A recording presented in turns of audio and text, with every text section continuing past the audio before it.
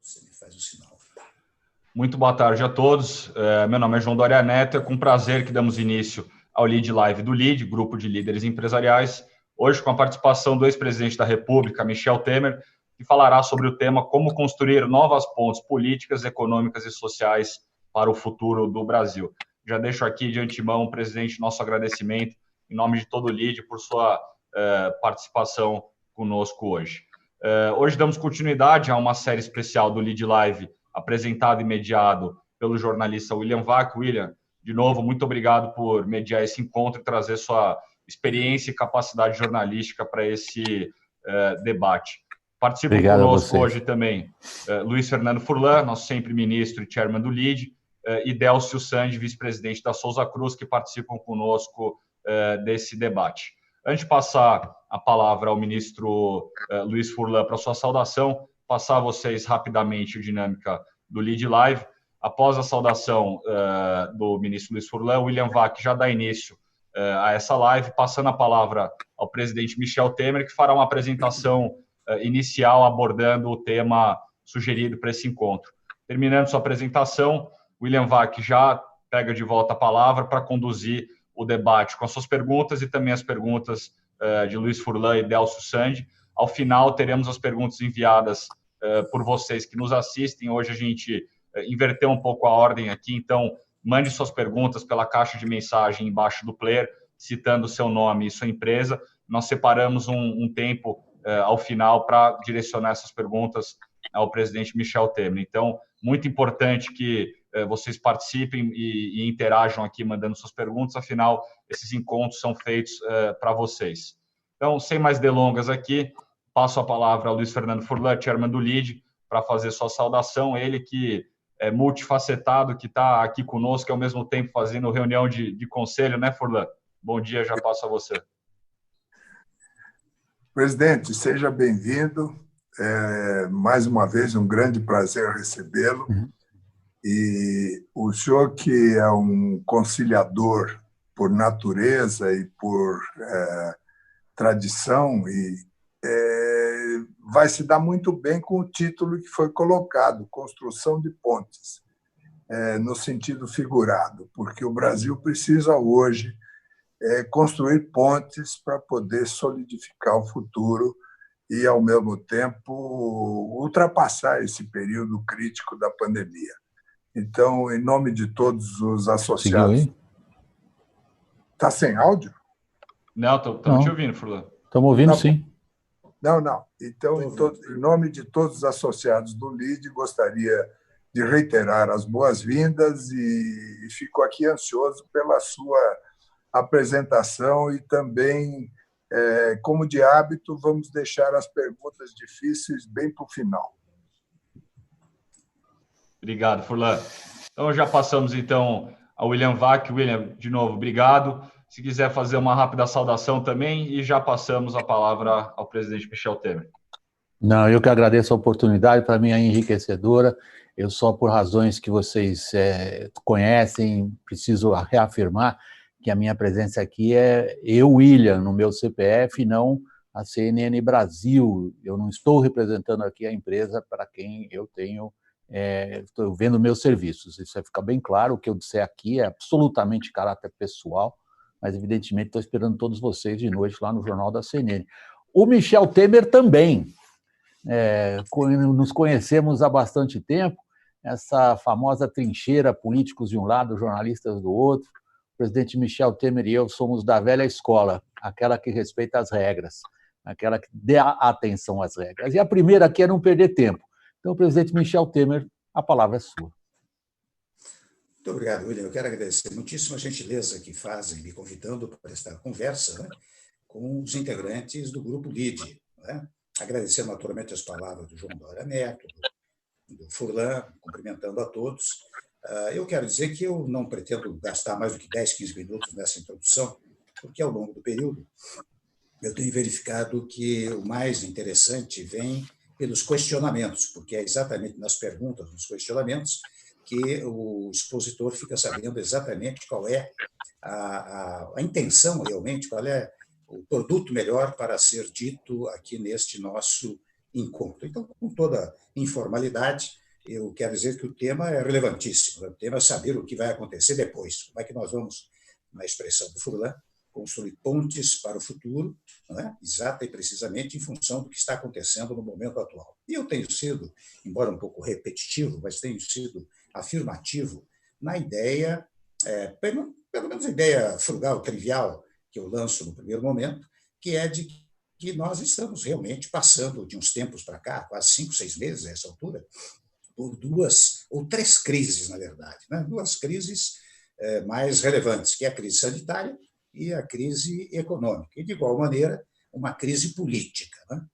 E, quando eu falo em crise política, eu não falo em crise institucional, ou seja, uma guerra entre instituições, mas uma crise de natureza político-administrativa. Então, ao mencionar a crise sanitária, eu digo interessante, assim como o direito, a vida social também é composta de valores. Você, no governo e na atividade governativa, você tem que dimensionar valores. Então, entre o valor vida e o valor economia, nesta altura, a meu modo de ver, é mais relevante o valor vida, porque você veja que, sem embargo de todo o combate à pandemia, ainda o número de óbitos tem ultrapassado o número de 1.000 óbitos a cada 24 horas. Então, você tem que dar muito relevo ao fator vida. E digo isso por uma razão também singela, porque a vida é algo que vai embora e não volta.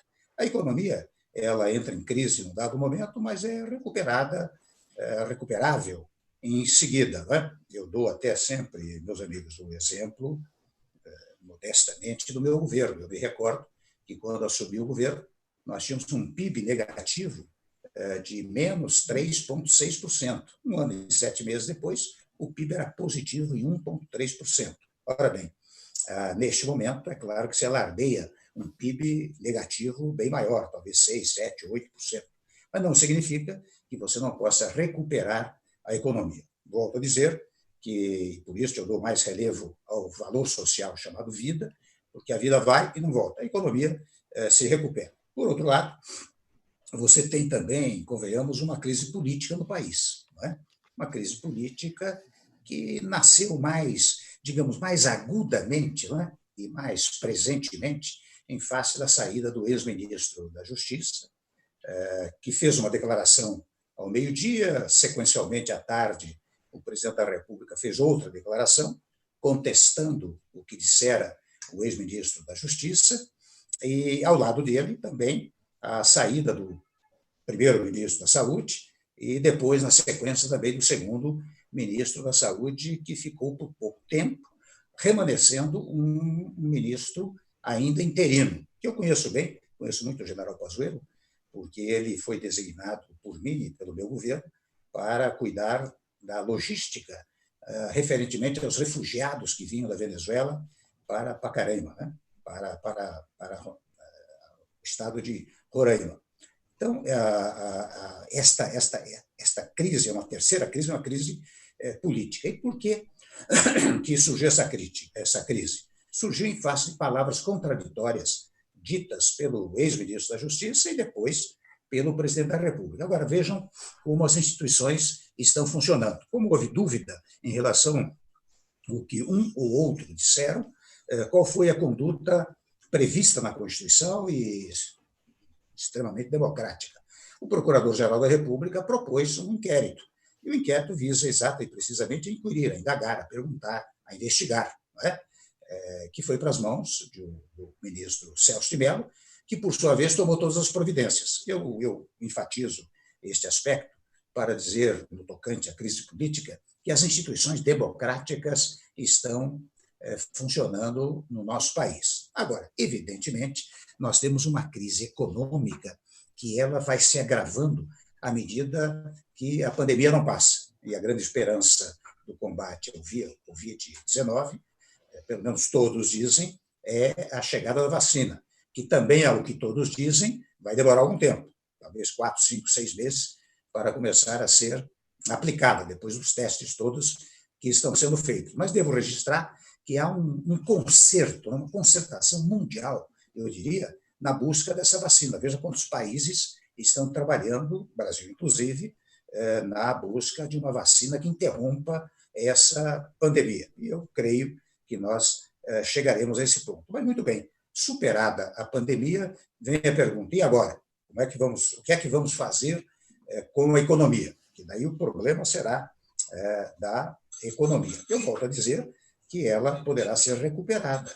E acho que, enquanto persistir a ideia da pandemia, todos os recursos devem ser direcionados para a preservação da vida. Eu digo recursos no plano nacional, da União, no plano estadual e no plano municipal. Eu acho que os recursos todos devem ser dirigidos para o combate à pandemia, especialmente dizer que é importante que os vulneráveis, os mais vulneráveis, sejam prestigiados com financiamentos, etc. E, neste particular, eu devo dizer o seguinte, veja que a União, de qualquer maneira, está fazendo seu papel, na medida que destinou bilhões de reais para aqueles valores de 600 e 1.200 reais para os mais vulneráveis, ao mesmo tempo, os financiamentos para micro e pequena empresa, e acho até que deve-se dar um passo adiante, quem sabe, o prestigiamento das grandes empresas e das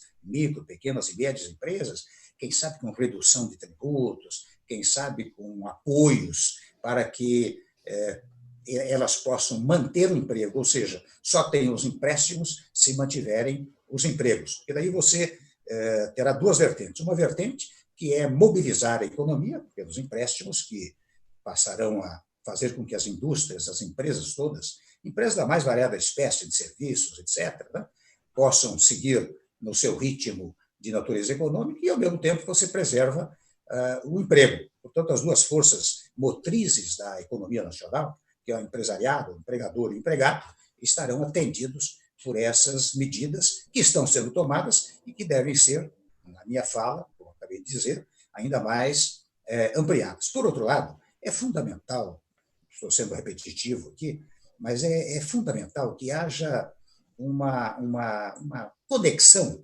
entre a União Federal, os poderes do Estado, executivo, legislativo e judiciário, e, de igual maneira, os poderes locais, estados e municípios, porque é interessante, você pega a Constituição e verifica que, e aqui vai um pouco do meu vício profissional, né? Mas você pega a Constituição e verifica que o poder é exercido organicamente e territorialmente. Organicamente, pelo Legislativo, Executivo e Judiciário, são os órgãos exercentes do poder. Territorialmente, como se trata de uma federação, pela União, Estados, municípios e Distrito Federal. Então, estas figuras, né, que eu estou aqui mencionando, devem naturalmente fazer uma aliança, um pacto, que seja, aliás, a expressão pacto, acho que é muito acertada, até porque a palavra-chave para este momento no Brasil, eu penso que seja unidade, de fora a parte a ideia da pacificação, mas a ideia da unidade. Porque interessante, quando se vai combater a pandemia, veja que esse vírus, ele não escolhe partido político, não escolhe classe social, ele penetra nos mais variados corpos, estejam eles, seres humanos, onde estiverem. Por isso que não é sem razão que muitas e muitas vezes eu tenho insistido, digamos, a título de palpite simplesmente, né, que o presidente faça reuniões com os governadores, com os partidos, né, com o presidente da Câmara, o presidente do Senado, e, evidentemente, mantenha um bom contato com o Supremo Tribunal Federal, com o Poder Judiciário, porque eu tenho a minha experiência e sei o quanto é fundamental. Muitas e muitas vezes o governo toma posições que são contestadas no Supremo Tribunal Federal, você precisa ter bons contatos de natureza jurídico-institucional com o Supremo Tribunal Federal. Não é? E, de igual maneira, volto a dizer, um contato com os partidos políticos e até mesmo, vou dizer a vocês, com os partidos da oposição.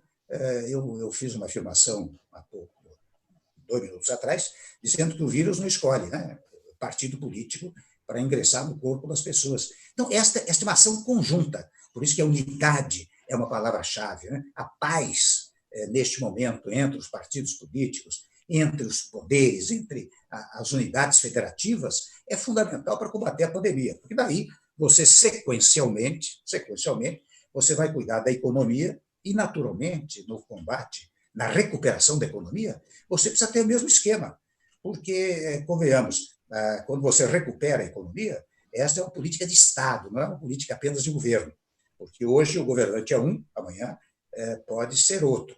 E depois você deixa as brigas, as disputas programáticas, as eventuais disputas até ideológicas, ou as disputas administrativas, para a época própria, que é a época das eleições. Você tem eleições municipais aí pela frente, tem eleições federais em 2022, este é o momento da disputa, da controvérsia, da contrariedade de natureza política. Este não, este é o momento da unidade. E quando eu digo isso, eu digo alicerçado, calcado, no próprio texto constitucional. Não é? O texto constitucional determina, olha lá, independência, mas harmonia entre os poderes, determina uma equação conjugada dos exercentes territoriais do poder, União, Estados, municípios. Né? Então, isto, você cumprindo a Constituição, é que traz a chamada segurança jurídica, que tantas vezes as pessoas falam sem identificá-la precisamente. Né? E segurança jurídica, para dizer mais uma trivialidade, ela vem do cumprimento rigoroso da Constituição e da legislação infraconstitucional. Então, o futuro que vem aí, eu estou aqui com 11 minutos já pela frente, né? Eu não quero exagerar nesta fala inaugural, mas eu quero dizer que o futuro depende muito desta equação que se faça. O presidente da República mesmo, apenas recordo um fato simplificativamente, eu me recordo que numa quinta-feira ele fez uma reunião virtual com os governadores e os presidentes das casas legislativas. É interessante como naquela tarde eu pude perceber aqui em São Paulo que houve uma certa distensão, porque, como convém, os agentes públicos, presidente, governadores, presidentes das casas, trataram-se com muita cordialidade pessoal e cívica. Né? E isso tranquiliza o povo, porque é uma coisa que você precisa também dar uma impressão de unidade para que o povo saiba que os governantes estão unidos no combate à pandemia. E, finalmente, agora finalizo, é preciso que haja investimentos. E os investimentos serão, em primeiro lugar, os investimentos públicos. O ministro Tarcísio, há tempos atrás, mencionou a hipótese de aplicar na infraestrutura mais de 30 bilhões de reais. Isso significa emprego, né, quando você faz obra pública. Segundo, é preciso incentivar a iniciativa privada nacional, porque o poder público não pode fazer tudo sozinho. Você tem que incentivar com financiamentos, naquela molde que eu acabei de mencionar, para a iniciativa privada. Mas tem também, convenhamos, que trazer investimentos estrangeiros. Vocês sabem melhor do que eu, que esses fundos internacionais têm trilhões de dólares que andam à busca de locais para investir, até por uma razão singela. Os juros no exterior são praticamente negativos. Então, eles querem investir, mas querem investir onde haja estabilidade social, estabilidade política e, especialmente, segurança jurídica. Então, digo eu, a simbologia é uma coisa importante. A simbologia de você ter reuniões em que você tenha os poderes orgânicos e territoriais juntos, isto causa repercussão no exterior. E repercussão no exterior significa que os investimentos externos estarão dispostos, ou poderão estar dispostos a investir no Brasil. Então, finalizando, o futuro vai depender muito das aplicações na área de infraestrutura, gerador de emprego, o incentivo por meio de empréstimos, financiamentos para a iniciativa privada nacional e, seguramente, a demonstração de que aqui nós temos segurança jurídica e segurança política, né, para que os investidores estrangeiros possam investir no nosso país. Eu penso que, ao completar os 14 minutos, não é? Eu penso que esta possa ser uma fala inaugural e, ao depois, neste papo informal, né, eu apreciaria que nós pudéssemos continuar dialogando, provocado agora pelos amigos que estão entrevistando e por outros que possam manifestar desejo de perguntar. Né? Por hora, muito obrigado. Presidente Michel Temer, muito obrigado pelas suas palavras iniciais. Em primeiro lugar, é sempre uma satisfação ouvir agentes públicos como o senhor, que têm o domínio do idioma e sabem exatamente escolher as palavras para o que querem dizer. E o que o senhor quis dizer? O senhor nos deu vários recados que, atrás da sua maneira sempre muito suave, sensata e tranquila de se manifestar, são recados muito contundentes, sobretudo por aquilo que o senhor não expressa, mas deixa claro nas entrelinhas. Por exemplo, quando o senhor se refere à necessidade da segurança jurídica como forma de atrair investimentos e garantir o funcionamento das instituições e da própria economia, o senhor está assumindo que não existe. quando o senhor, por exemplo, se refere, e de uma forma até citando como anedótica, mas não é anedótica, não. Ao que o senhor se referiu é fato político. O presidente se entende de maneira cordial e cívica, foi a palavra que o senhor usou, com os outros entes da federação. Imediatamente na parte da tarde, as pessoas parece que respiram uma outra atmosfera. O que o senhor está dizendo é que o novo normal não pode ser o do embate e da radicalização permanente entre os entes da federação, que é o que vem acontecendo. Mas eu gostaria de lhe perguntar, dada a sua vasta experiência política e o conhecimento que o senhor tem, como poucos, do funcionamento da relação entre legislativo e executivo, a minha pergunta é a seguinte: é só o centro que nos salva? É só o centrão que é capaz de construir uma ponte para o futuro? No seu caso, o centrão, inclusive, o salvou de 2 denúncias do Procurador-Geral da República. Olha, William, muito oportunas as suas ponderações, né?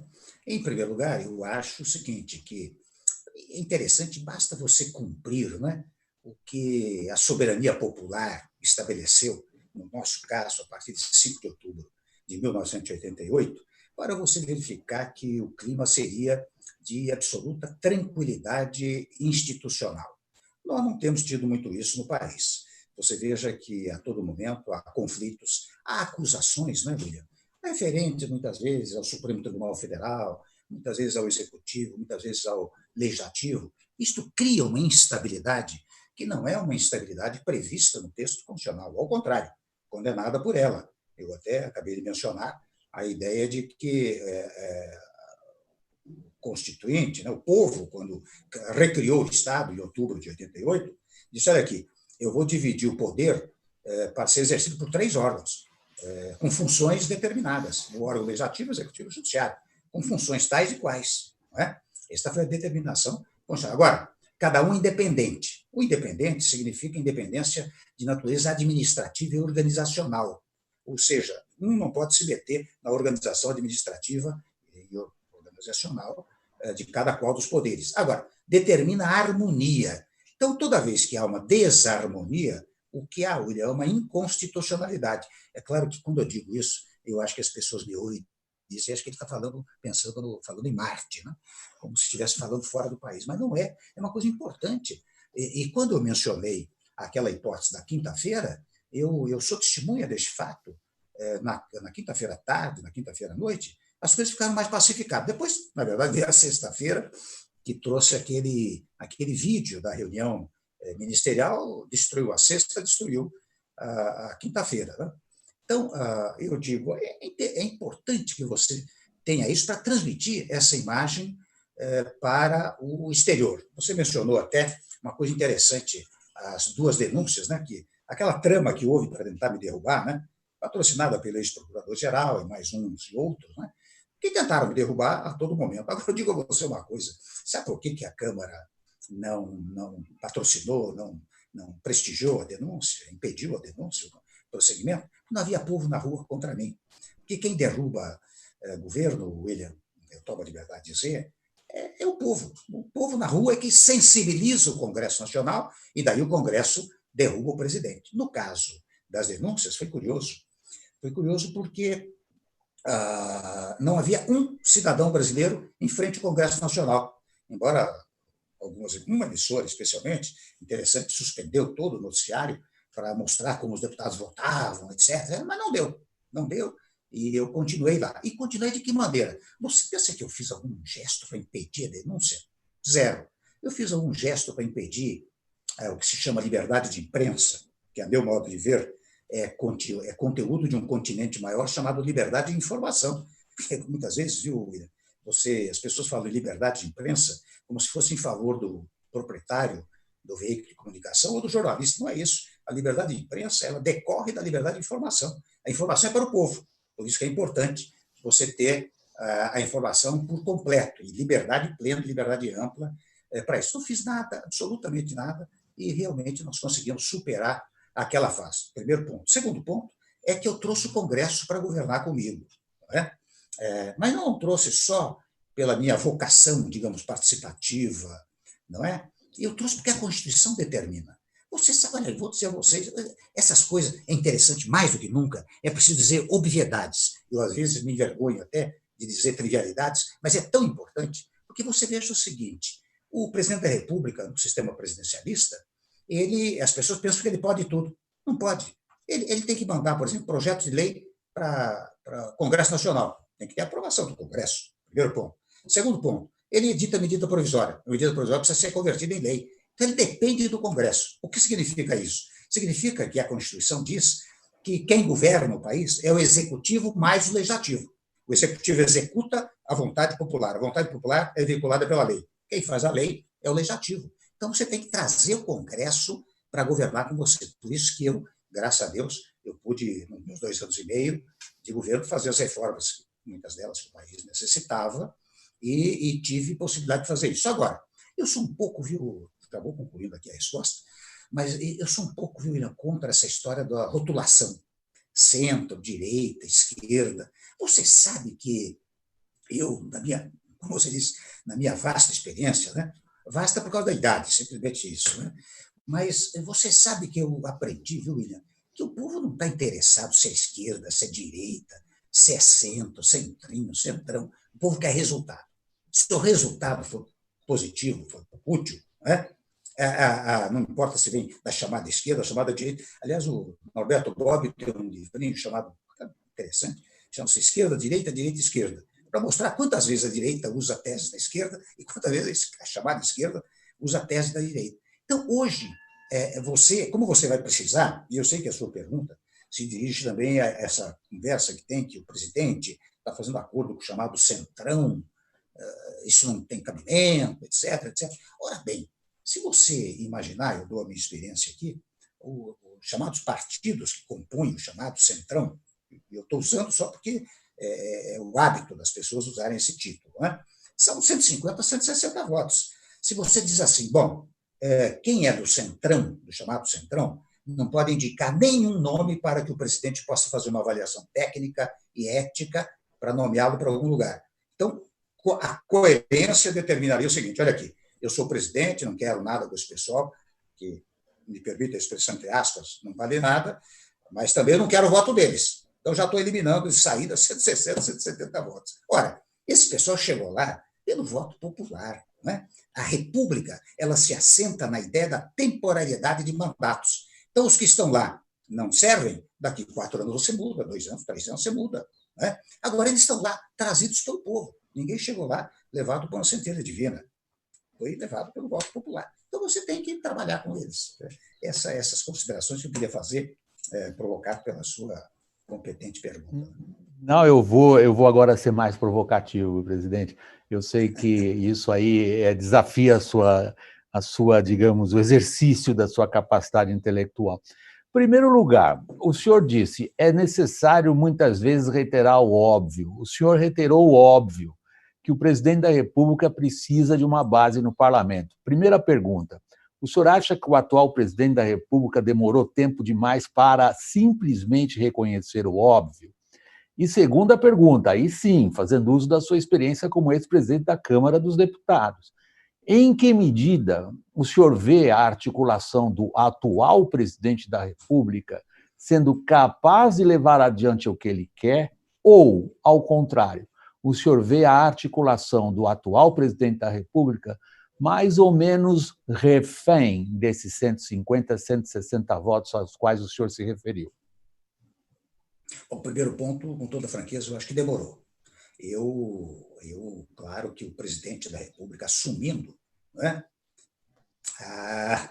ele deveria perguntar o que o presidente Dutra, alardeia-se, pelo menos, né, perguntava, toda vez que trazia um caso para ele, dizer o que diz o livrinho. O livrinho era a Constituição. Né? Então, se ele se ativesse essas palavras que eu estou dizendo, ele estaria o Congresso imediatamente para governar com ele. Acontece que a campanha eleitoral, não é, William, foi feita muito na base de, olha, eu sou diferente de todos que estão aí, esses que estão aí não servem.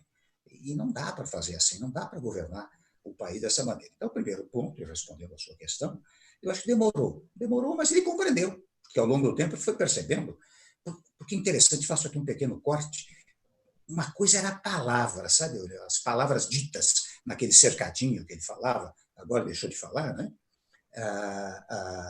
Outra coisa é a ação.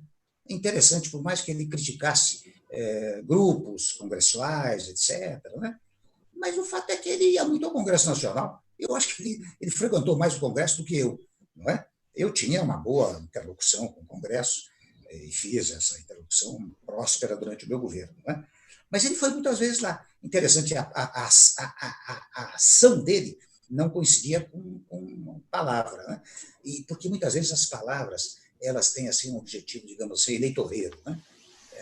E a ação não tem o viso, objetivo eleitoreiro. Então, eu acho que ele demorou. Agora, você disse uma verdade interessante.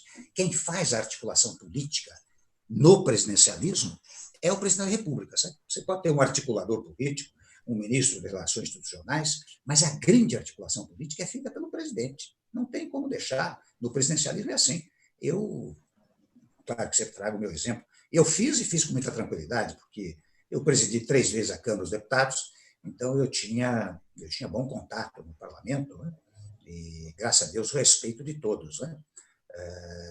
Então, eu fazia articulação política durante todo o período. E acho que é o que o presidente deve fazer. E penso até que, de uns tempos a esta parte, ele começou a fazer, porque ele começou a chamar deputados para tomar café, almoçar, jantar, etc., reunião com líderes, né? Porque é importante, você precisa deles para governar. Agora, há um dado curioso. Você veja, eu dou aqui o exemplo da reforma da Previdência, que eu trabalhei muito por ela e acho que venci todas as resistências, só não consegui levar adiante em face de acontecimentos percalços que botaram à minha frente precisamente para não aprovar a reforma da Previdência, né? Mas quando começou o governo, quem assumiu as rédeas, na verdade, foi o Legislativo, o Rodrigo Maia, o Alcolumbre, né? Eles pegaram aqui e disseram, vamos levar para frente a reforma da Previdência. Claro, o Executivo veio também, mas o Congresso teve uma posição fundamental para aprovar a reforma da Previdência, como agora, nos últimos momentos, tem tido uma atuação muito vibrante, digamos assim, política e administrativamente, né? Tem agido com muita rapidez. Eu acho que até o presidente tem tido, vou usar uma expressão dele, tem tido sorte com essa atuação do Congresso, né? Porque dá amparo a ele. Acho que ele deve cada vez mais trazer o Congresso para governar com ele, não porque queira, mas porque a Constituição determina. E sabe que quem é autoridade não é autoridade por conta própria. A autoridade é a autoridade constituída. Eu acabei de dizer, em outras palavras, quem tem poder no nosso sistema é o povo. Então, quem é autoridade é o povo. O resto é tudo autoridade constituída.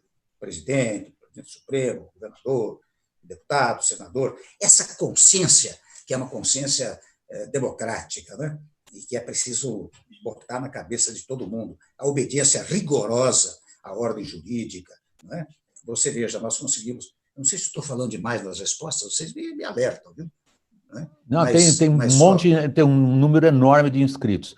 No topo da lista, o Furlan e o Décio. Posso passar a palavra, concluir o seu raciocínio?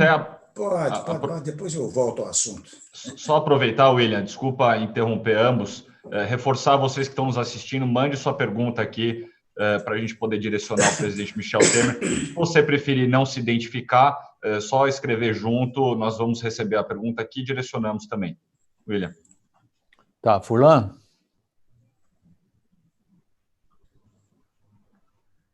Ativar. Pronto. Presidente, a impressão que se tem assim à distância é que o seu sucessor devagarinho está aprendendo.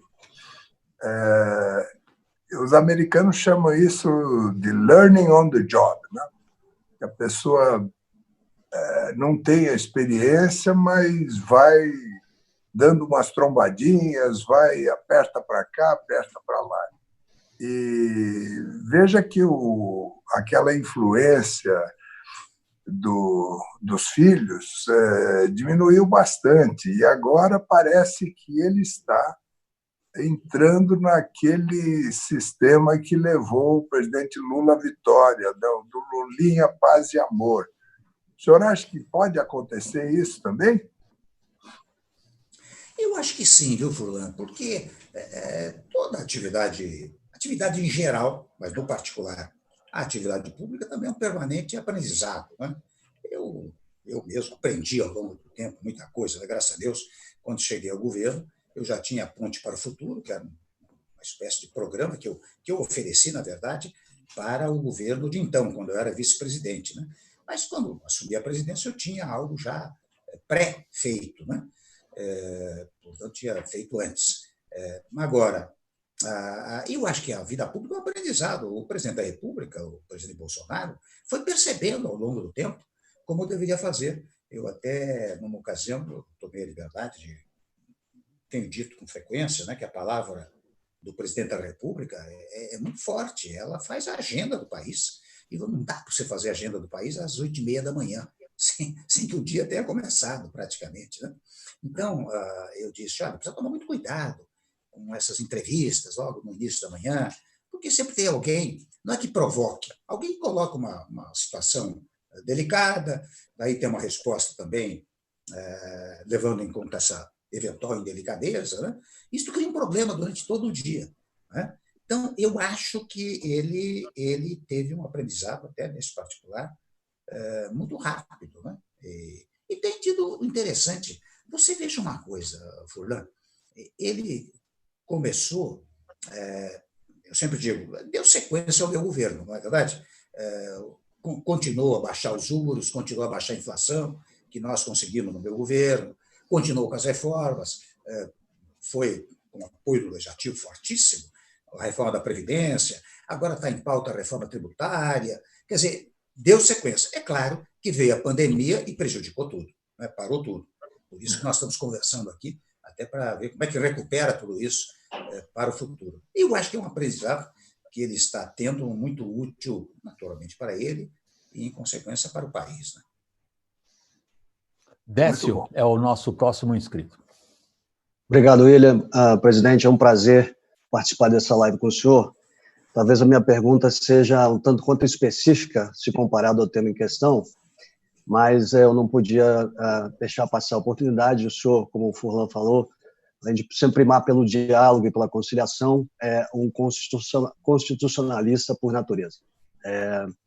Nós temos visto ao longo do tempo propostas de normas apresentadas tanto pelos poderes executivos, nas 3 esferas, quanto legislativos, que contêm, na sua essência, elementos inconstitucionais. Como exemplo, pelo menos para o nosso setor, uma avaliação prévia demonstra que esse projeto enviado pelo governo federal para a reforma do PIS/COFINS contém elementos inconstitucionais na sua origem, e além de ser aprovado da forma como colocado, no nosso caso, principalmente, haveria um aumento de carga tributária tamanho que o problema do mercado legal que nós temos hoje no Brasil, que já está em 57%, aumentaria sobremaneira. Bom, essas normas, né, quando apresentadas com elementos inconstitucionais na sua essência, na sua origem, elas obviamente geram insegurança jurídica, demoram muito mais tempo para serem apreciadas, desgastes desnecessários, além de, obviamente, sendo aprovadas, aumentar ainda mais um monte de brigas judiciais que depois abarrotam o nosso sistema judiciário. Minha pergunta é possível melhorar isso? Ou isso é parte do processo democrático? Obrigado. Olha, você levantou uma questão importantíssima, não é? Nós temos instrumentos constitucionais, não é? Você pode, até alguns países, que têm um controle prévio da constitucionalidade. Nós temos no nosso país, você sabe que quando chega um projeto lá de emenda à Constituição, ele passa pela comissão, ou de lei, ele passa pela Comissão de Constituição e Justiça para verificar da sua constitucionalidade. E muitas vezes é barrado na própria comissão, não é? Mas muitas vezes, embora inconstitucional, não é? Ele passa pela comissão e pelas demais comissões e vem à luz, inovando o sistema normativo. Se isso acontece, você tem instrumentos na Constituição.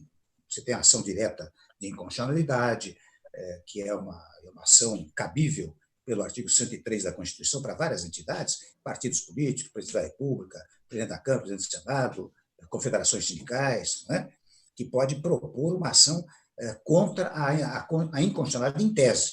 Ou você pode, no plano individual, também dizer, olha aqui, meu caro, estão cobrando PIS, COFINS meus aqui, isso é inconstitucional, eu vou alegar inconstitucionalidade. E a inconstitucionalidade vai bater até o Supremo Tribunal, e o Supremo acaba, se for o caso, declarando a inconstitucionalidade. Ou seja, nós temos instrumentos para fazer isso no nosso país. Eu dizia que há alguns poucos países que têm um sistema prévio de constitucionalidade, ou seja, antes de entrar em vigor, há um órgão que diz é constitucional ou é inconstitucional. É interessante até ver uma pequena diferença. Nós temos isso no Brasil, eu acabei de dizer, a Comissão de Constituição e Justiça, mas não é para dizer se entra ou não entra em vigor. Né?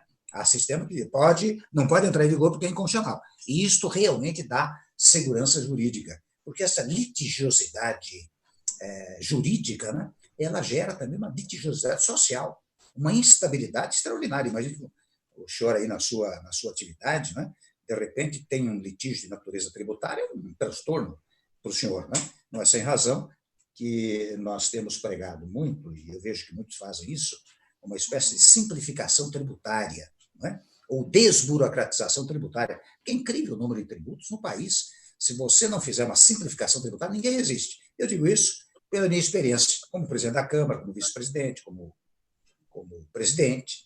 Nas vezes que eu encontrava os colegas empresários, ou viajava aí fora falando com investimentos estrangeiros, eles se atormentavam com duas coisas. A burocracia tributária, de um lado, e, com a devida licença, a problemática trabalhista. Né? Por isso que nós, num dado momento, fizemos uma modernização trabalhista sem alterar nenhum direito do trabalhador, porque os direitos dos trabalhadores estão lá previstos no artigo 7º da Constituição Federal, nós fizemos isso por lei, a lei não pode alterar a Constituição, né? Mas flexibilizando as relações de trabalho. São duas coisas importantíssimas para o país, importantíssimas para o século XXI. Né? Ou seja, nós temos que trazer o país para o século XXI. Em síntese, eu quero dizer que nós temos esse instrumento, é mais demorado, porque daí você tem que propor a ação lá perante o judiciário. Né? O ideal seria não ter inconstitucionalidade, mas, lamentavelmente, isso, no momento, é impossível. Né? Muitas vezes ela passa pela comissão encarregada de declarar eventual inconstitucionalidade e inova no sistema normativo. Né? Mas você tem esse sistema, e hoje até, convenhamos, nas ações de inconstitucionalidade, há até a possibilidade de liminar concedida para suspender imediatamente os efeitos da lei.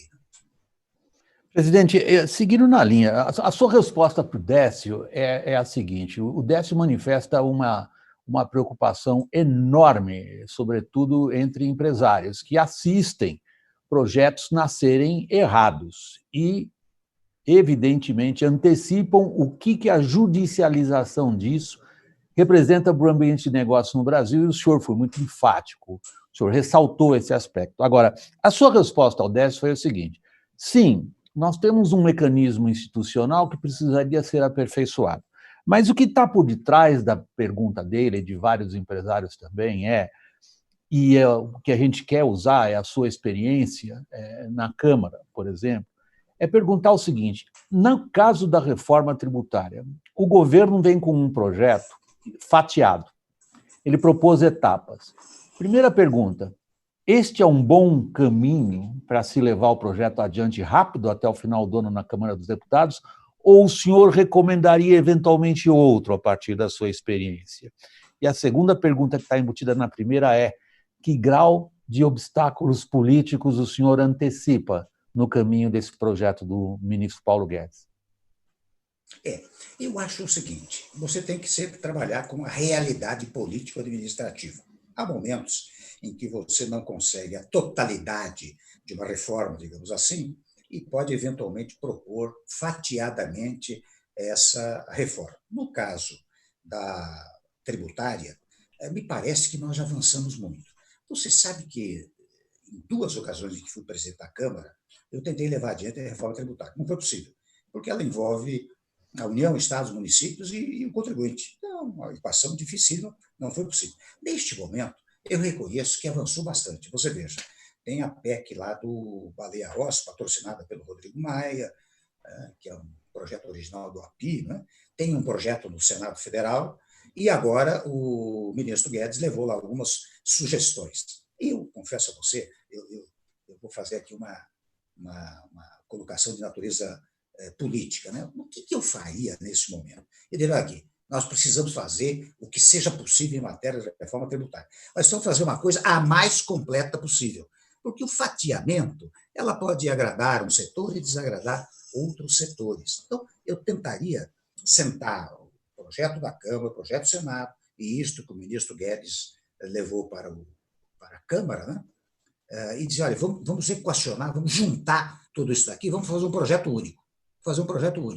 Porque isso dá uma mensagem muito útil para o empresariado, não só nacional, como internacional. E isso é possível, porque você sabe, o Congresso, quando quer, ele vota. Não tem essa história, nós estamos em julho, não vai dar tempo.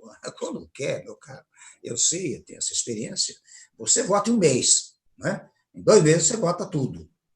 Então, eu acho que esse momento está tão maduro que nós não podemos perder essa chance.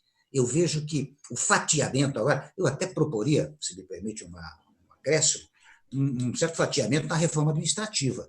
Você sabe que a reforma administrativa é muito complicada, porque as corporações hoje no Brasil têm uma força estupenda, força de, digamos, de influência no Congresso Nacional. Eu fiz uma pequena reforma administrativa fatiadamente, mas silenciosamente. Eu eliminei na época, mais de 10 mil cargos de comissão. Nós reduzimos muito o número de agências do Banco do Brasil, sem prejuízo da atividade do Banco do Brasil. Era uma reforma silenciosa, porque quando você quer trazer um bloco de uma reforma administrativa, você tem uma dificuldade estupenda. Agora, na reforma tributária, eu acho que nós estamos maduros, por tudo que eu acompanho agora, para dizer, acho que o presidente da Câmara certamente vão fazer isso, o presidente do Senado, os autores desses projetos, o governo, poderiam sentar-se e dizer, ao invés de fazer aqueles atos apenas para, digamos assim, para apresentar para a imprensa, não, senta num grupo de trabalho, vamos ver como é que nós podemos chegar. Eu fiz isso, William, na reforma da Previdência. Nós tivemos inúmeras reuniões de trabalho, tinha as mais várias sugestões. Num dado momento, apareceu um projeto único, fruto de todas as sugestões. Ora bem, neste momento, eu diria, vamos aproveitar esta evolução extraordinária que nós tivemos e vamos fazer uma simplificação tributária. Agora, não se pode pensar em acréscimo de tributos. O doutor Décio aí tem razão. É o doutor Décio, nosso. Ele tem razão. Se aumentar a carga tributária, vai criar um problema. E veja que nós falamos anteriormente como recuperar a economia. Se você, neste momento, aponta a ideia de um aumento da carga tributária, isso prejudica até a recuperação econômica do país, a meu modo de ver. Presidente Michel Temer, pegar uma expressão que o senhor usou, o Congresso, quando quer, vai e vota. O Congresso quis e votou, por exemplo, o aumento da participação da União no Fundeb. Todos sabemos em que estado está a educação no Brasil. Horrível, segundo o próprio presidente da República. Nós sabemos que o Fundeb é essencial, sobretudo municípios e estados fazem ampla utilização desses recursos e querem que a União coloque mais ali. O Congresso criou para a União mais uma despesa obrigatória. Imediatamente o presidente protestou, foi ontem à noite, na live que ele fez, dizendo eu não tenho dinheiro para mais nada, criaram um orçamento ainda mais engessado, eu quero saber como é que o parlamento vai me ajudar nesta questão. O senhor consegue desempatar? Olha, eu vou confessar a você, eu não conheço na intimidade esse projeto e essas discussões, confesso que não acompanhei de perto. Mas, em primeiro lugar, eu quero secundar as suas palavras, dizer que o Fundeb é fundamental para o ensino básico, fundamental, ele é importantíssimo, causa um efeito extraordinário em todos os municípios brasileiros. Então, esta coisa do ajustamento, aí depende do diálogo, viu, William? É um ajustamento entre o Congresso e o presidente, com a devida licença, essas coisas elas se operam muito mais eficientemente nos bastidores do que publicamente. Então, chamar e dizer, olha, eu vou ter que vetar isso, vai estar aquilo, então vocês não derrubam isso, não derrubam aquilo. Esse trabalho que tem que ser feito. Agora, eu acho que o Congresso, quando fez com que a União destinasse mais verbas para o Fundeb, para o ensino básico fundamentalmente, né? Eu acho que a intenção foi boa. Agora, é claro que esbarra na possibilidade. É possível fazer isso? Não é possível. Se o governo acha que não é possível, tem que dialogar com o Congresso para verificar uma fórmula pela qual se mantém os valores significativos do Fundeb, mas nos parâmetros permitidos ou suficientes para o orçamento da União. Presidente, deixa eu usar a sua experiência política para o assunto da atualidade, que é exatamente a reforma tributária. A gente constata que praticamente todos os segmentos da economia brasileira, de uma forma ou de outra, fazem uso de renúncias fiscais. Renúncia fiscal significa reduz a base em cima da qual se faz a apuração da arrecadação, portanto, paga-se mais impostos. Alguém está pagando pela renúncia fiscal. O governo está agora diante desta difícil decisão. Quais renúncias fiscais poderão ser abolidas? Ele está tratando, por exemplo, de vetar a prorrogação da desoneração de folhas de pagamento. Que conselho o senhor daria ao atual governo, com a sua experiência no parlamento e no executivo? Quais renúncias fiscais o senhor acha que o governo poderia, do ponto de vista político, do equilíbrio das forças políticas, hoje, abolir? Eu não vou dar conselho, viu, William? Vou dar palpite, como eu tenho feito nos últimos tempos, né? Porque dar conselho é muito pretensioso, especialmente para quem ocupou a presidência e tem que ter uma certa discrição. Mas eu faria o seguinte, isso está muito vinculado ao momento atual. Então, essa desoneração, eu acho que neste momento, ela é importante, porque ela faz parte daquele conjunto de medidas que nós estávamos falando no início para recuperar a economia. Portanto, em face deste meu raciocínio, essa desoneração poderia ser temporária. Ela pode vigorar durante um certo período. Depois desse certo período, você reexamina a questão, não é? Porque eu sei como é, o governo manda uma coisa para o Congresso, digamos, quer desonerar 10 setores, né? Lá no Congresso entram mais 30 setores, né? E daí fica difícil. Então, mais uma vez, o diálogo. Mas eu, de qualquer maneira, eu enfatizo. Você precisa ter uma desoneração temporária para recuperar a economia e depois você examina o que é possível ainda desonerar. Acho que este é um caminho, esta é uma solução, né? E você vê que sempre parte do caminho do diálogo entre o executivo e o legislativo. Presidente, se me permite, não faz sentido tributar a folha, não é? E a desoneração, ela, segundo a gente ouve nas discussões do Congresso, a tributação ou a receita viria de outros níveis.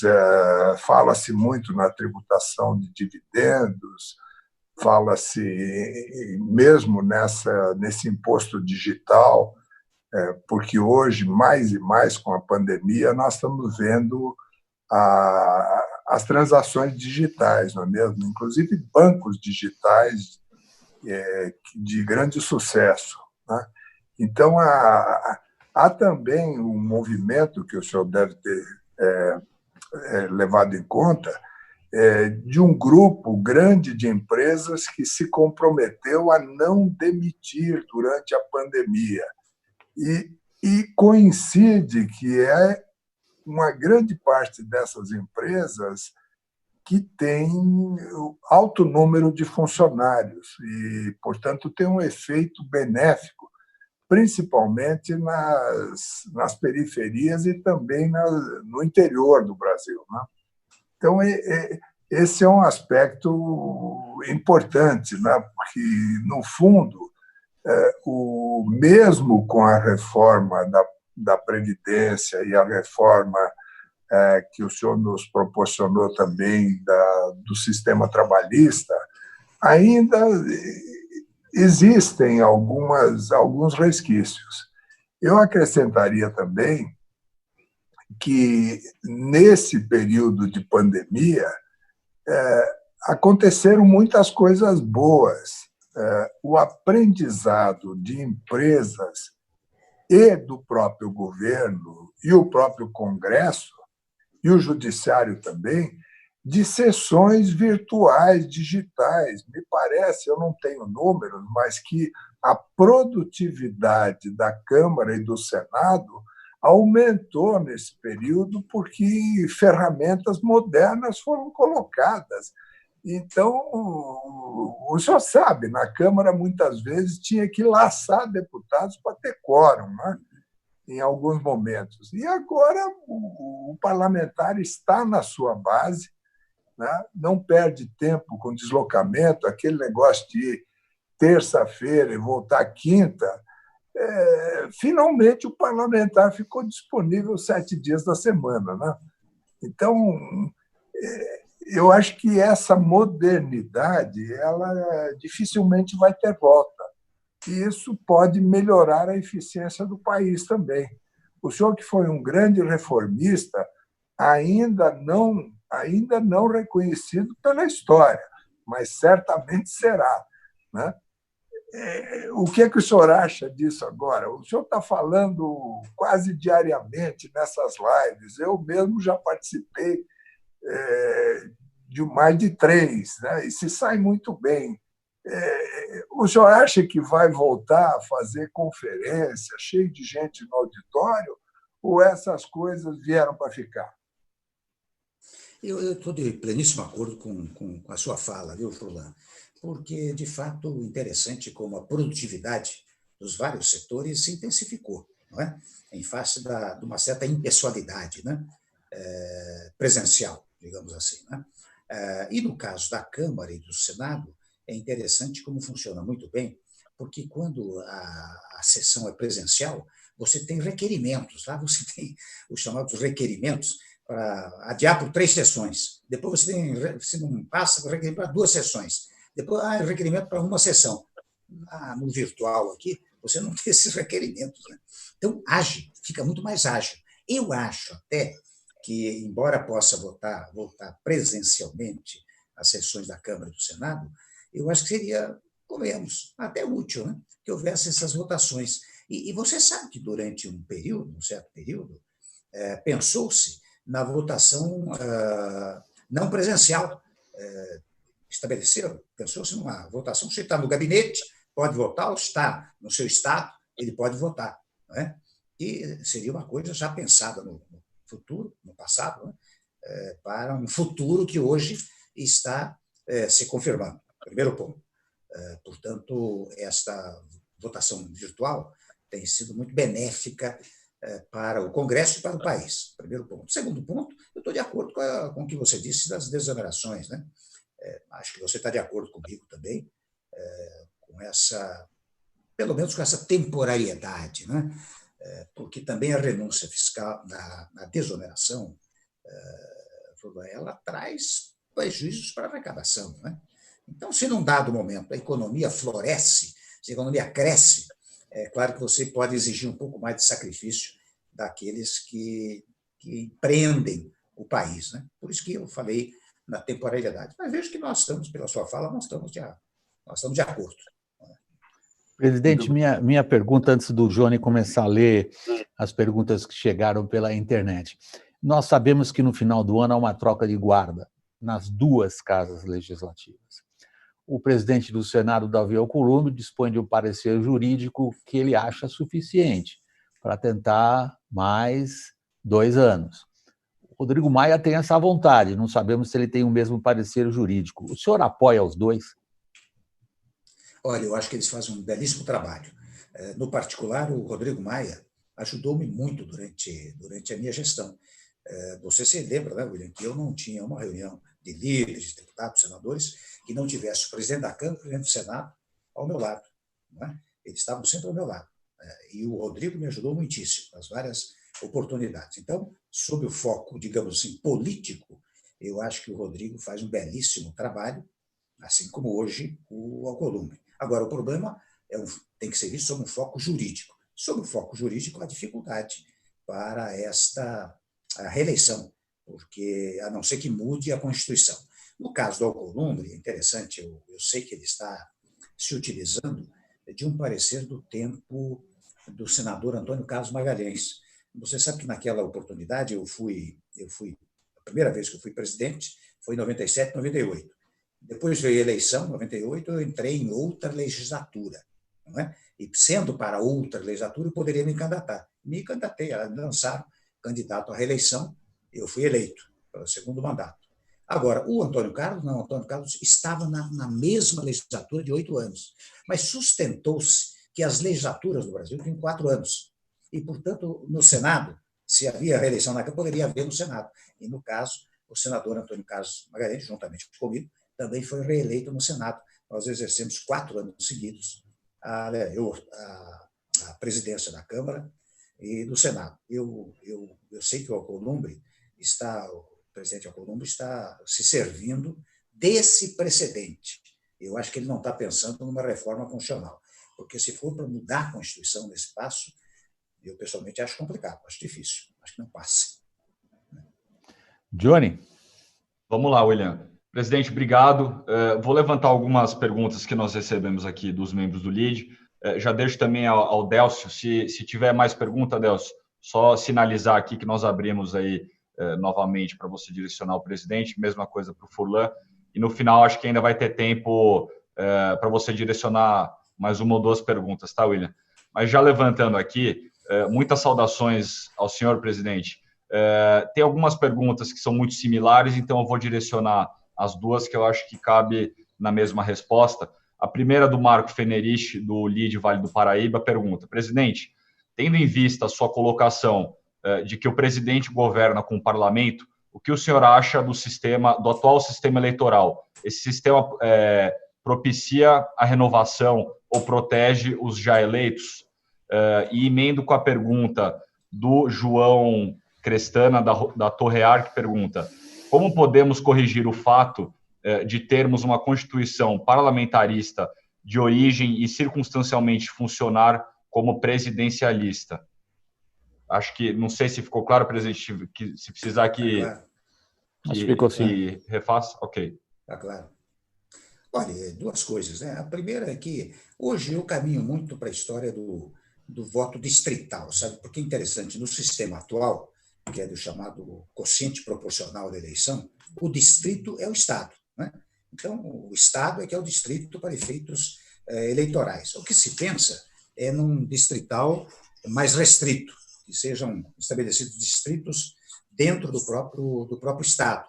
A ideia é que, ideia básica, né, que o eleito estaria mais próximo do eleitor. Surgem problemas sérios nessa hipótese da primeira questão, porque você veja, hoje existe um sistema pelo qual o maior número de deputados por estado pode ser o de 70 e o menor o de 8. Ora, se você distritalizar o país, esta equação vai se modificar. Não é improvável que você tem que levar em conta ou o número de eleitores ou o número da população. Então, o estado de São Paulo, por exemplo, acho que passaria de 70 para 100 e tantos deputados. E estados menores talvez vissem reduzido o seu número de 8 para bem menos do que 8. Isto cria um problema político, ou seja, pergunta como é que nós vamos aprovar uma fórmula destas no parlamento. Não é fácil. Todas as vezes que se tentou, não se levou adiante, né?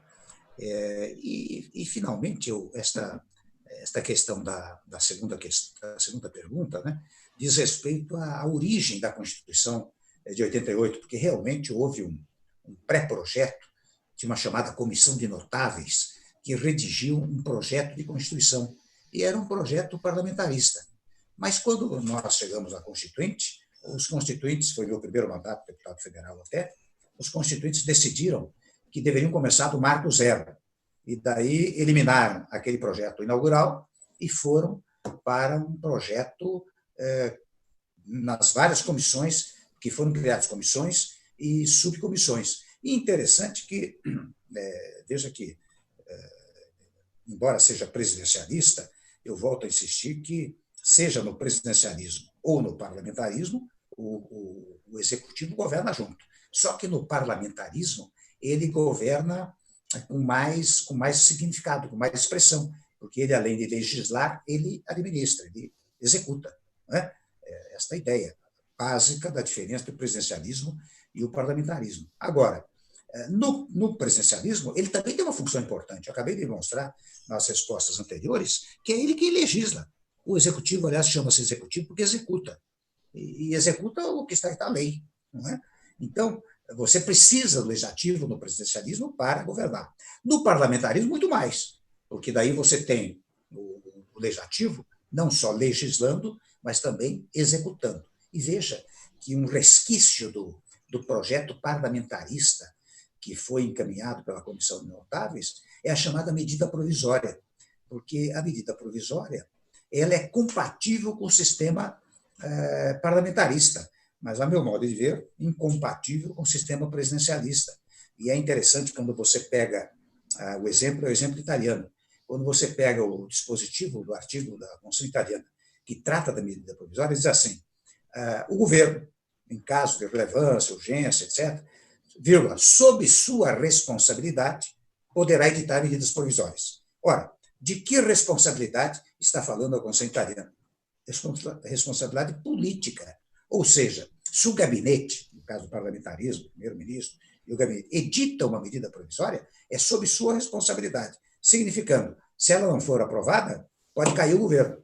Aqui no Brasil, nós trouxemos a medida provisória para o interior do presidencialismo. Que interessante, ela é editada pelo presidente da República.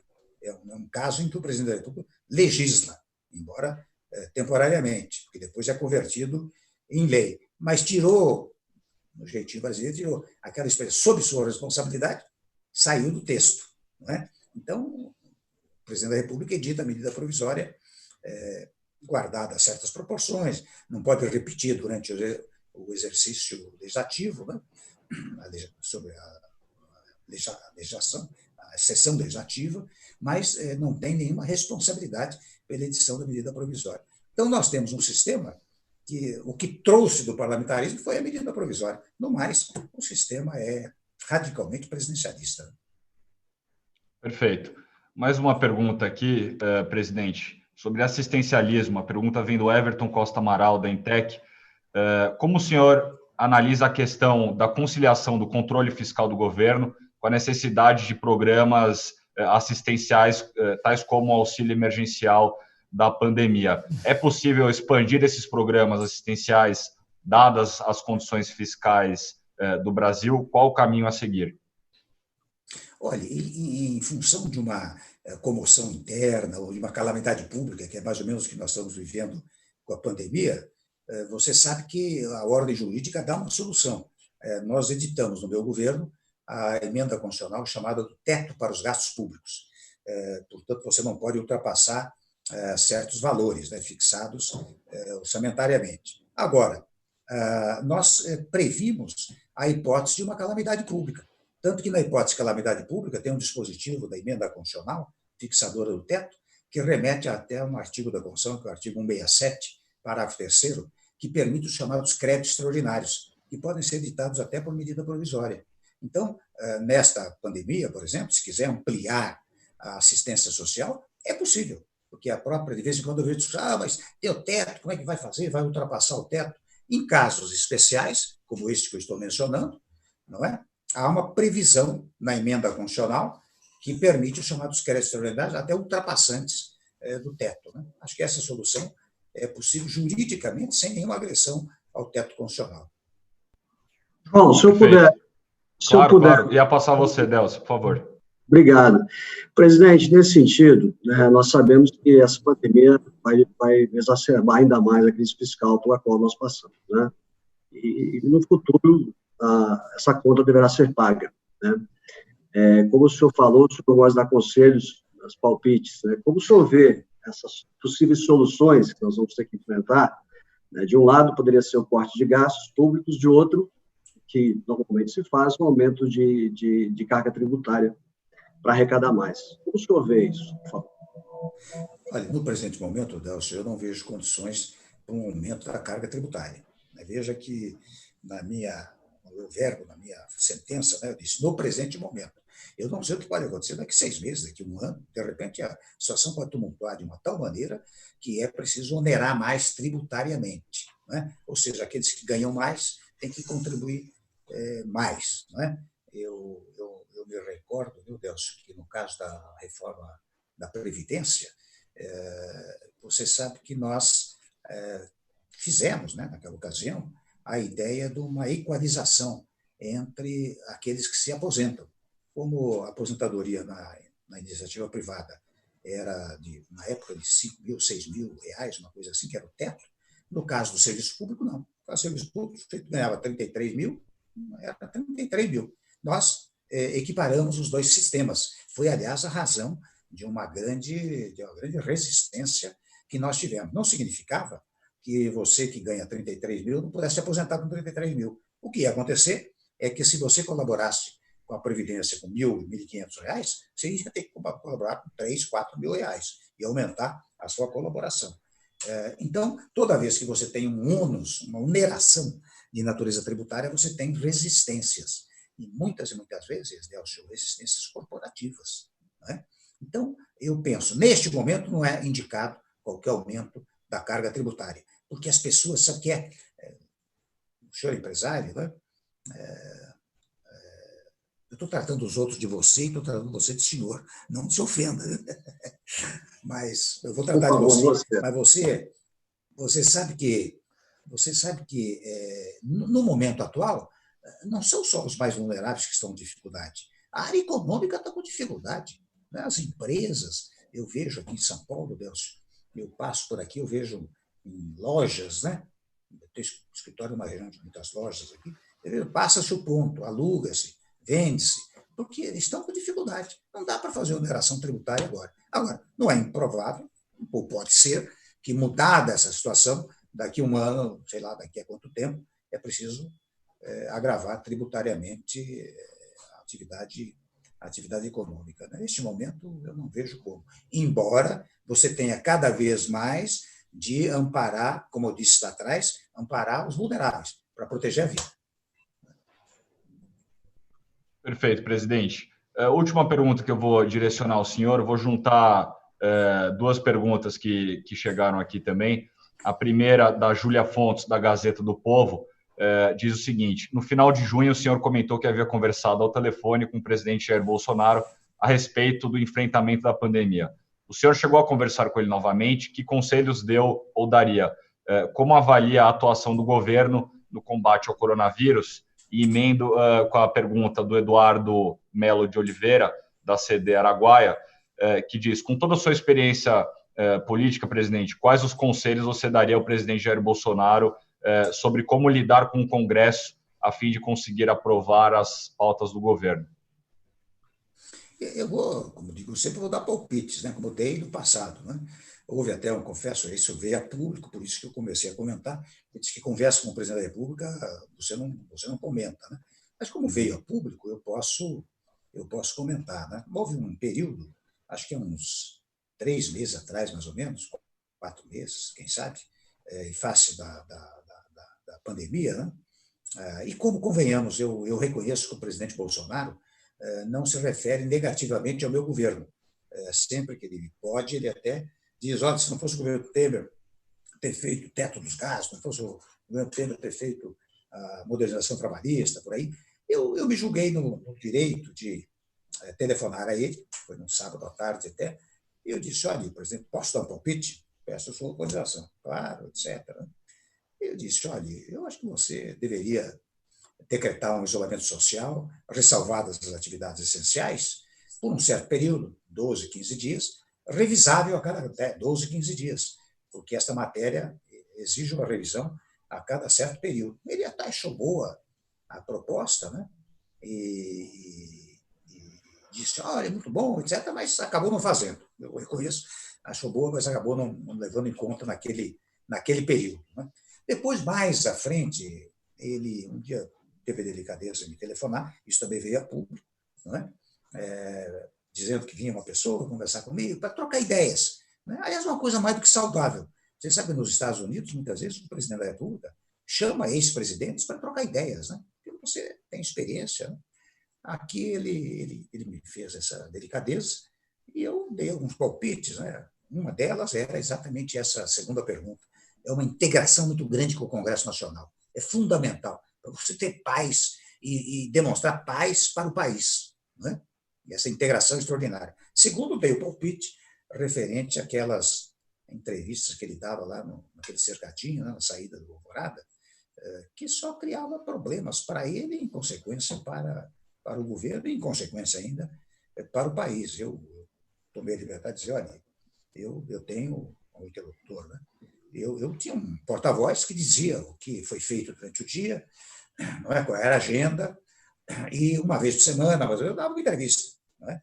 Porque a palavra, volto a dizer, repetindo o que disse no começo, a palavra do presidente faz a pauta do país. Você precisa tomar cuidado com o que você fala. E uma certa liturgia, uma certa cerimônia, sempre, a meu modo de ver, é importante, sabe? Porque o povo olha o presidente como uma figura visível, né? A todo momento, a visibilidade extraordinária. Então, uma certa cerimônia, etc., também é fundamental, né? São palpites que eu dei, que eu dou agora em resposta às perguntas que foram feitas. Perfeito. Obrigado, presidente. Bom, eu volto a você, William. Se você quiser aproveitar e emendar alguma outra pergunta que tenha, ou Furlan, nós temos ainda mais alguns minutinhos aí, depois já vamos para as considerações finais. Eu tenho sim, imagina, ficaria aqui mais 1 hora, fácil. Tive essa oportunidade muitas vezes de conversar, gosto muito de conversar de política com quem durante tanto tempo foi um hábil operador político. É o seu caso, presidente Michel Temer. O senhor fez uma descrição muito elaborada de como que os poderes constituídos no Brasil deveriam se relacionar. Sabe o que me faltou, ou melhor, sabe o que me chamou a atenção? Foi o pouco que o senhor falou do judiciário, porque a impressão que a gente tem é que a gente fica olhando o legislativo e o executivo e quem manda é o judiciário. O senhor conseguiria governar com o Supremo do jeito que é hoje? Conseguiria, viu, William? Conseguiria pelo seguinte. Primeiro, porque eu sempre estabeleci um diálogo muito fértil com o judiciário, até por uma razão, digamos, profissional. Como eu estou na área do direito constitucional há muitíssimos anos, né? Muitos ministros que lá estão foram meus enfim, partícipes de congressos de constitucional, tivemos uma boa relação ao longo do tempo, independentemente do governo e antes de eu entrar na vida pública, não é? Então, eu conseguiria, porque tinha diálogo e tinha problemas. Você sabe que o primeiro ponto que eu quero levantar em resposta à sua questão é o seguinte: o judiciário só age provocado. A inércia jurisdicional é algo que faz parte do nosso sistema. Você só provocado. O judiciário não pode, como o legislativo, como o executivo, tomar medidas por conta própria. Então, provocado, ele age. E sabe quem mais provoca o judiciário, William? É o legislativo. São os partidos políticos, são deputados, o Supremo, no caso, né? Os partidos políticos, deputados, senadores, que provocam a jurisdição, né? Agora, para isso é preciso um diálogo, já agora não é um diálogo político, é um diálogo jurídico e institucional, né? Que eu tinha com o Supremo, e nem por isso me facilitava a vida, não. Você sabe que, num dado momento, eu editei um indulto em 2017, e um juiz lá de primeiro grau, isso é uma coisa curiosa, um juiz de primeiro grau, se não me engano, do estado do Rio de Janeiro, deu uma liminar para suspender o indulto, né? E daí, isso foi para o STJ, o STJ cortou, eliminou essa possibilidade, dizendo que a competência era privativa do presidente da República, e quando a Constituição diz que a competência é privativa de alguém, ela priva outrem da prática daquele ato. Mas quando foi para o Supremo, era presidente a senhora Carmen Lúcia, né? Carmen Lúcia, que era minha colega, minha amiga, digamos, das leis de direito constitucional. Ela suspendeu novamente o indulto ao fundamento de que, na verdade, atingia todos os condenados pela Lava Jato. E é interessante ver, você vê o que é a vida. E o que é que eu fiz? Eu fui discutir juridicamente. Não disse uma palavra a respeito. Aquela ideia generalizada de que decisão judicial se cumpre, você discute juridicamente, né? Muito bem, suspendeu. O que aconteceu? A Defensoria Pública entrou com inúmeras petições dizendo que, na verdade, aquele indulto beneficiava milhares de pobres, criminosos pobres, que já tinham até vencido mais de 1/6 da pena, né? E que poderiam estar na rua, né?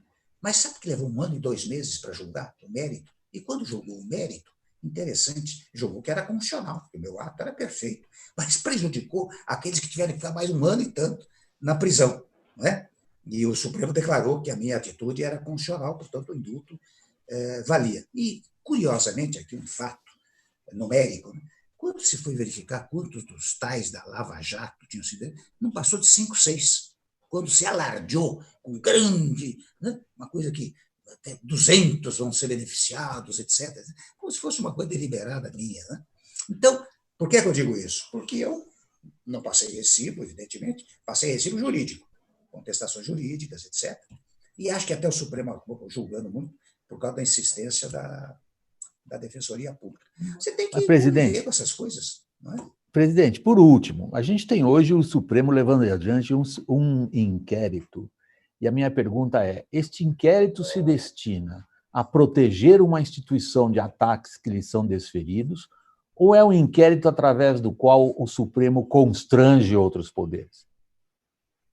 Eu acho que é para proteger, viu, Lula? Pelo seguinte, interessante, a expressão literal do regimento é que são objeto de inquérito, patrocinado pelo Supremo, os atos ocorrentes na sede do Supremo. Mas nos dias atuais, é interessante quando isso se dá por meio da internet, por exemplo, a internet penetra em todos os setores, em todas as casas. Quer dizer, se a gente falar mal do Supremo agora nessa live, nós estamos entrando no Supremo. Hein? Olha, estamos porque está sendo acompanhado. Alguém do Supremo. E o Trump também. Alguém está acompanhando lá, está vendo, está falando mal do Supremo. Mas nós não estamos falando mal do Supremo, nem você, nem eu. Pelo contrário, a sua pergunta é mais do que adequada, porque é um tema jurídico institucional. Né? E, a meu modo de ver, quando a internet entra lá, é claro que está entrando na dependência do Supremo Tribunal Federal. Então, a meu modo de ver, era possível inquérito. Né? Como a história também, viu, das fake news, eu sempre digo o seguinte, interessante, a fake news, sempre se diz isso, a fake news vai interferir na liberdade de expressão. Você tem que compatibilizar a liberdade de expressão com a notícia falsa. E como é que você compatibiliza? Você compatibiliza vendo se a notícia falsa injuriou, difamou ou caluniou. Porque injúria, difamação e calúnia são delitos, né, ilícitos previstos no sistema jurídico. Se não for isso, se for notícia falsa inocente ou uma notícia falsa que não causa prejuízo para ninguém, não há razão para você impedir a liberdade de expressão. É tão simples, você compatibiliza esses dois sistemas, penso eu, modestamente, dessa maneira. Presidente, eu disse que ia deixar uma difícil para o fim. O senhor foi presidente de partido, presidente da Câmara, presidente do Brasil. Outros presidentes de partido também lidaram com muitas dificuldades de processos. Nesta semana, na semana passada, aconteceram algumas incursões sobre políticos relevantes, pessoas que exerceram cargos públicos de muita relevância, né? Ou ainda exercem. E como é que é isso? Um político, principalmente quando é presidente de um partido ou é candidato a um cargo majoritário, ele realmente tem condição de ficar dentro da lei completamente num país como esse, onde vários captadores de recursos para campanha acontecem, permutas de gasolina, de carro, de gráfica e tudo. Será que isso aí dá medo para representantes do setor privado de entrar na política e de ficar exposto, e as suas empresas também? Como é que o senhor vê essa situação? Olha, Fulano, eu sei a quem você está se referindo, são duas figuras extraordinárias no cenário político estadual e nacional. E eu lamento muitíssimo que tenha acontecido isso, porque prestaram, olha que eu estou nessa estrada também há mais de 30 anos, 35 anos, né? E eles prestaram relevantíssimos serviços ao Estado e ao país, e ainda prestam. Né? Eu lamento enormemente esse sentido punitivista que tomou conta do país, sabe? Uma coisa, não quero dizer que não se deva apurar, não se deva investigar, etc., né? Mas o punitivismo pelo punitivismo é que é criticável, né? Penso eu. Segundo, de fato, hoje é complicado, né? Você entrar na vida pública. Tem muita gente que não quer saber, não é? Eu próprio fui vítima dessas coisas, você sabe, mas eu tive vida universitária, tive vida profissional. Quando eu ingressei na vida pública, né, como procurador-geral do Estado, depois secretário de Segurança, e daí fiz a carreira, eu sempre fui muito bem. O meu martírio começou quando eu assumi a presidência da República. Daí é que não é? Começou o martírio, pessoas queriam derrubar, isso aí. Não é? Então é complicado. Eu reconheço que é complicado. E você levantou um caso interessante. Nessas campanhas eleitorais, especialmente no período que as pessoas jurídicas poderiam contribuir, é difícil o cabeça de chapa, digamos assim, acompanhar tudo. Saber o que fez A, o que fez B, o que fulano fez, o que fulano... É complicado, não é fácil. Não se tira, com isso, a responsabilidade pelo fato, mas que é difícil acompanhar, é difícil, não tenho dúvida disso. E lamento muito o que aconteceu com essas figuras muito prezáveis da vida pública nacional. Dizem que Olavo Setúbal se retirou da vida pública porque foi alertado que iam atacá-lo, provocando uma corrida ao banco se ele continuasse insistindo na política. O senhor, que é um historiador também, tem um certo fundamento isso? Tem. Eu ouvi isso lá no passado, né? E de vez em quando há essas ameaças, né? De fato, é interessante, empresário, né? Normalmente empresário, quando entra na vida pública, na política, corre um risco brutal, porque muitas vezes a oposição de natureza política ou procedimental, processual, né? Cria problemas para a sua empresa. Isso eu não tenho a menor dúvida disso. Eu, quando posso, a essa altura eu já posso dizer, né? Alguém me pergunta se deve entrar, eu digo, não faça isso, não. Fique no seu canto, que é bem melhor. Mas aí também não melhora o... A não ser, viu, Fulano? A não ser ocupar um ministério tão maiormente ocupado como foi por você. Aí você vai para o ministério, ocupa, faz um grande trabalho, né? Mas na vida eleitoral, política eleitoral... Eu me aposentei na empresa no final de dezembro para poder ir para Brasília. Daí fora. Obrigado, Furlan. Bom, William, já são 13h30, eu deixo para você arrematar aqui, se quiser fazer uma última consideração ao presidente, depois já peço que passe ao Furlan fazer suas saudações finais. Não, da minha parte, apenas, em primeiro lugar, agradecer às pessoas que estão nos assistindo, agradecer a oportunidade, como eu disse, é sempre enriquecedor, agradecer ao presidente Michel Temer a paciência com as perguntas e deixar meu cordial boa tarde a todos. Presidente, o senhor não voltou a ocupar aquela mesa sua lá no Paride, né? Que juntava sempre uma turminha para o almoço. Agora, com a pandemia, não está indo ou já retornou? Não retornamos ainda, viu? Não retornamos. Toda sexta-feira. Sabe que há 35 anos, mais ou menos, um grupo de advogados, colegas, né? Nós almoçamos juntos toda sexta-feira. Mas agora, já há 5 meses que ninguém, está todo mundo recolhido.